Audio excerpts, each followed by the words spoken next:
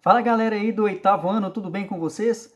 Hoje nós vamos estudar sobre os estudos de Galileu Galilei. Galileu que deu continuidade aos estudos aí de Nicolau Copérnico e nós vamos ver a importância de Galileu para a história da humanidade, não só no campo científico, mas também filosófico, tá? Na busca de conhecimentos novos que vão fazer umas grandes mudanças acontecerem, principalmente nas pesquisas científicas, tá bom, gente? Então vamos pegar o livro aí na página 30 e vamos acompanhar a leitura, tá?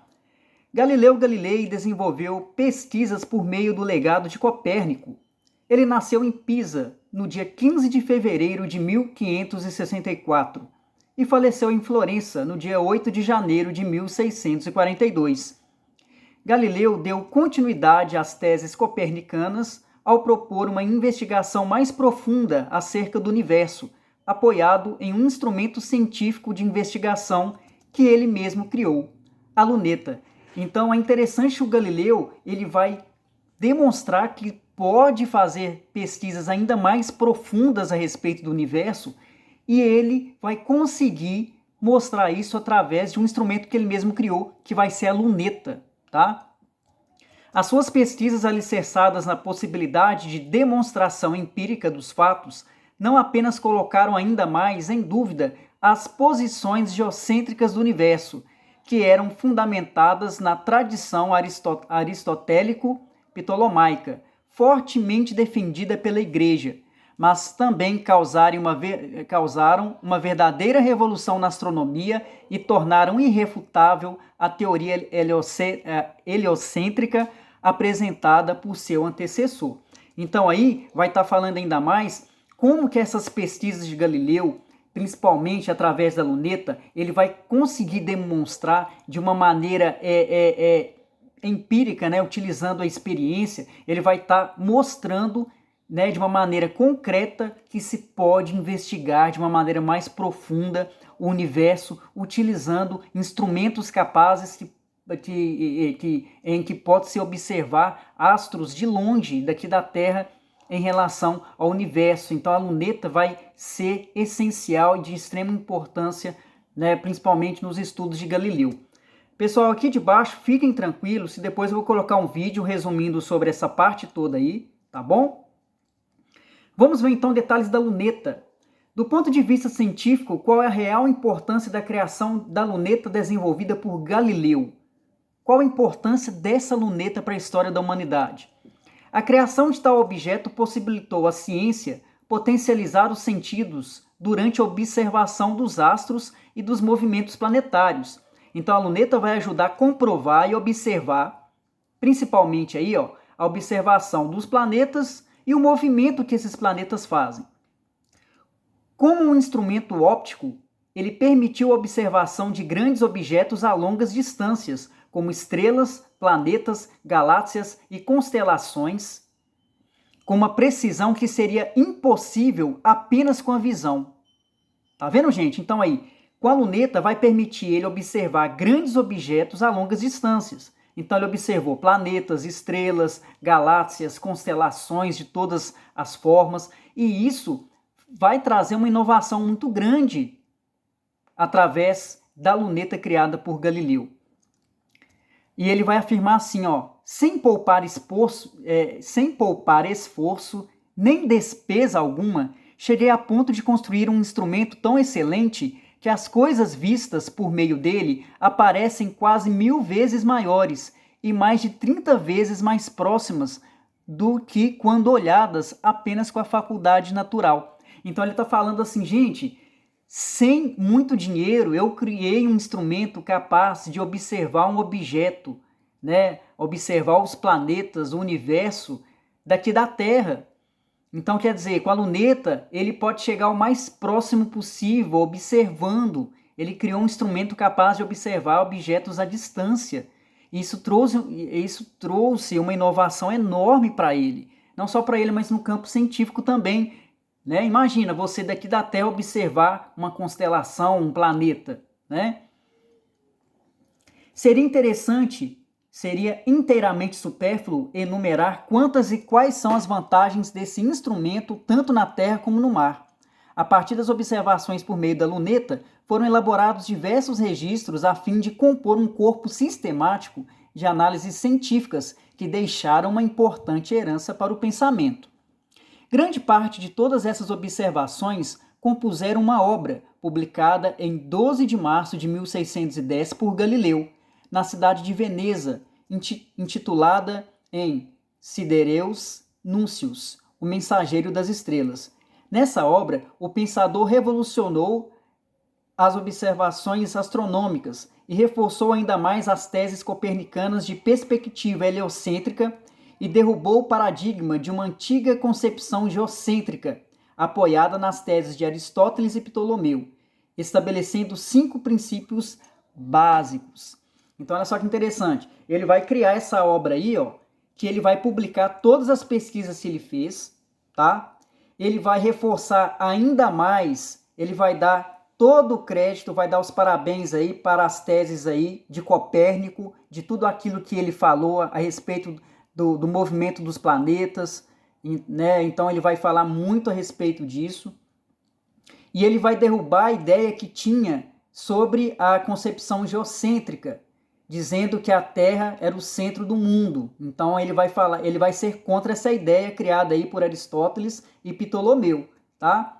Aí são 5 princípios básicos que ele vai estar comentando, ó. Então ele vai falar assim, ó, ele vai falar que está falando aqui, ó, o acréscimo à multidão das estrelas fixas, visíveis também a olho nu, de outras inumeráveis estrelas jamais vistas antes. O universo, portanto, torna-se maior. Então ele vai listar algumas coisas interessantes. Então ele vai falar assim, ó, o universo não é só isso que o Aristóteles e o Ptolomeu falou, não. O universo é muito mais grandioso do que isso, né? O universo ele é infinito. Aqui eu vou estar resumindo aqui, gente, mas aqui na verdade ele vai estar falando, principalmente ele vai falar da Lua, o quanto que a Lua é importante também. Ele vai falar até da superfície da Lua, tá? Ele vai falar que a superfície da Lua é lisa e polida, mas cheia de buracos, tá? Da mesma forma que a face da Terra. Então ele vai falar que a Lua também é redonda. Então é muito bacana que ele vai estar listando sobre isso, tá? Ele vai falar das diferenças que existem entre um planeta e outro, principalmente através, né, da luneta, o que ele conseguiu observar. Ele vai falar principalmente das maravilhas das estrelas, né? Que uma estrela é diferente da outra. Então é muito bacana que ele vai estar detalhando sobre isso, tá?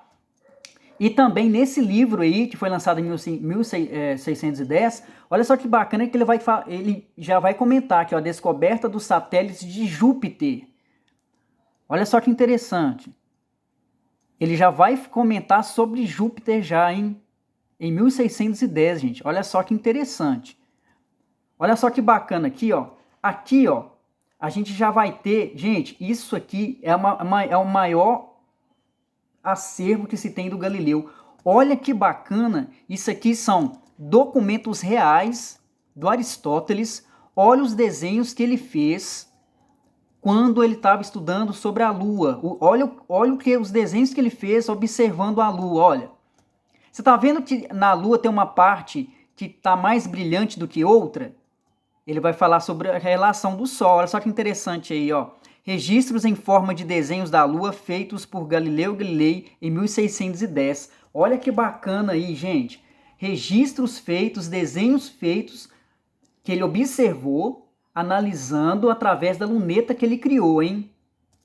Aqui desse lado aqui vai estar falando o seguinte. Posteriormente, Galileu publicou outras obras que deram continuidade às suas pesquisas, mas não foram bem-vindas pela Igreja Católica, que após manifestar algumas advertências contra Galileu, acusa-o de heresia em 1633, durante o governo do Papa Urbano VIII, que o obrigou a renegar suas teorias caso não quisesse ser sentenciado à morte. Então a Igreja condenou Galileu diante das pesquisas que ele fez a respeito do universo.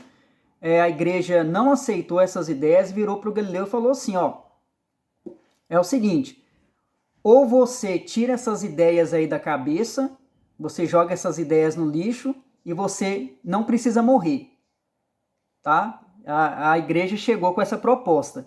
Mas o Galileu ele não quis seguir a ideia da igreja. Então o que o Galileu fez? Ele continuou com essas teses dele, ele estudou tanto e falou assim, não, eu vou continuar seguindo nessa minha pesquisa. Galileu acata a decisão do Tribunal de Inquisição e vai viver o resto de sua vida em Florença, na Itália. É uma espécie de prisão domiciliar. Então aí, gente, o Galileu não seguiu a ideia da igreja. Galileu foi condenado a viver numa prisão para o resto da vida. Uma prisão, ele sozinho, imagina ele numa cela sozinho, tá? Uma prisão domiciliar, entre aspas, tá? Que ele ficou sozinho. Somente no ano de 1992, o Papa João Paulo II, ele reconheceu o erro da igreja na condenação de Galileu. Olha só que interessante. Quantos anos depois a Igreja Católica veio a público e pediu desculpas pelo que fez ao Galileu? Olha só, no ano de 1992, foi recente se for olhar, gente. O Papa João Paulo II veio a público e reconheceu o erro da igreja em ter condenado à morte o Galileu pelas ideias que o Galileu conseguiu divulgar na época, tá? E o João Paulo II ele pediu desculpas para todo mundo em nome da igreja por ter condenado as ideias de Galileu. Olha só que interessante, hein? Muito bacana mesmo. E aí, gente, vai ter apenas uma atividade aí de fixação e vai falar aqui assim, ó, Galileu e seus sucessores, atirando objetos de alturas para o solo e fazendo rolar esferas sobre planos inclinados, contrastavam nitidamente seus métodos com a anterior e habitual especulação inspirada na metafísica aristotélica. Achavam-se, pois, abertamente em jogo os procedimentos adequados para a elaboração do conhecimento. E era preciso não somente determinar esses procedimentos, mas trazer a sua justificação e reeducar-se na condução dos novos métodos. Então aí está falando aí que o tempo foi passando e foram criando instrumentos para se fazer a experimentação das pesquisas. Nicolau Copérnico, o próprio Galileu foram criando instrumentos para se pesquisar e se chegar ao conhecimento. Tanto mais que tais métodos iam chocar-se, em última instância, com preconceitos profundamente implantados em concepções tradicionais que traziam o poderoso selo de convicções religiosas. Então vai falar, os métodos usados por Nicolau Copérnico, pelo Galileu Galilei, eles não vão ser bem vistos pela igreja, que vão condenar as pesquisas deles. As necessidades do momento levavam, assim, os homens de pensamento a se deterem atentamente nos problemas do conhecimento, o que, afora as estéreis manipulações verbais a que se reduzira a lógica formal clássica, praticamente já não detinha a atenção de ninguém. Então aqui está falando, ó, todas aquelas ideias que existiam anteriormente, que a igreja chegava e falava na cabeça das pessoas, todas aquelas ideias religiosas que se tinham na Idade Média, isso começou a cair por terra, porque o ser humano começou a criar instrumentos capazes de se chegar ao conhecimento de uma forma que nunca tinha sido feita. E a igreja condenava isso, porque não aceitava essas novas teorias científicas surgindo.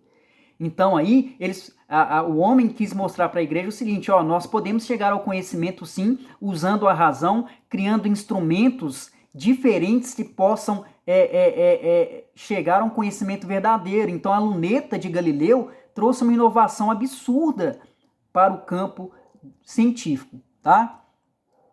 Então está perguntando, qual é a discussão central levantada pelo texto? Então vai estar questionando sobre isso. É a forma de como que o homem foi criando instrumentos capazes de se chegar a um novo conhecimento, principalmente a respeito da astronomia, do campo científico, em relação aos planetas. E era uma coisa que a igreja condenava, tá?